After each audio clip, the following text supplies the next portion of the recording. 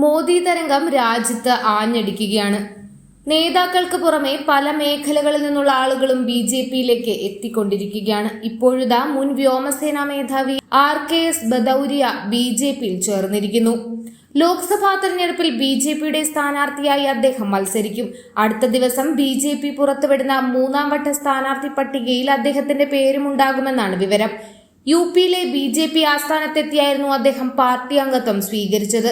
കേന്ദ്രമന്ത്രി അനുരാഗ് ഠാക്കൂർ അദ്ദേഹത്തെ അംഗത്വം നൽകി സ്വീകരിച്ചു. BJP ജനറൽ സെക്രട്ടറി വിനോദ് ധാവ്ഡെയും ഒപ്പമുണ്ടായിരുന്നു. മൂന്നാം വട്ട സ്ഥാനാർത്ഥികളുടെ പട്ടിക പുറത്തുവിടുന്നതിന്റെ ഭാഗമായി ബന്ധപ്പെട്ട് കഴിഞ്ഞ ദിവസം BJP കേന്ദ്ര കമ്മിറ്റി യോഗം ചേർന്നിരുന്നു. ഇതിന് പിന്നാലെയാണ് ബദൌരിയ BJPയിൽ ചേരുകയും പാർട്ടിയുടെ ഭാഗമായി തെരഞ്ഞെടുപ്പിൽ മത്സരിക്കുകയും ചെയ്യുമെന്ന വാർത്ത പുറത്തുവരുന്നത്. പശ്ചിമ UPയിൽ നിന്നാകും അദ്ദേഹം തെരഞ്ഞെടുപ്പിൽ മത്സരിക്കുക. 2021 സെപ്റ്റംബറിലായിരുന്നു ബദൌരിയ വ്യോമസേനാ മേധാവി സ്ഥാനത്ത് നിന്ന് വിരമിച്ചത്. അതേസമയം കഴിഞ്ഞ ദിവസം ഹിമാചൽ പ്രദേശിൽ നിന്നും 6 MLAമാരും 3 സ്വതന്ത്ര MLAമാരും BJPയിലെത്തിയിരുന്നു.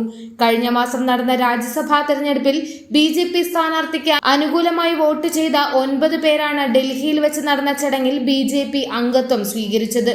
രജീന്ദർ റാണ, സുധീർ ശർമ്മ, ഇന്ദർ ദത്ത്, ലത്തൻ പാൽ, രവീന്ദർ കുമാർ ഭൂട്ടോ, രവി ഠാക്കൂർ, ചൈതന്യ ശർമ്മ എന്നീ കോൺഗ്രസ് അംഗങ്ങളാണ് BJPയിൽ ചേർന്നത്. ഡൽഹിയിലെ BJP ആസ്ഥാനത്ത് വെച്ച് കേന്ദ്രമന്ത്രി അനുരാഗ് ഠാക്കൂർ, മുൻ മുഖ്യമന്ത്രി ജയറാം ഠാക്കൂർ ഉൾപ്പെടെയുള്ള നേതാക്കളുടെ സാന്നിധ്യത്തിലായിരുന്നു പാർട്ടി പ്രവേശനം.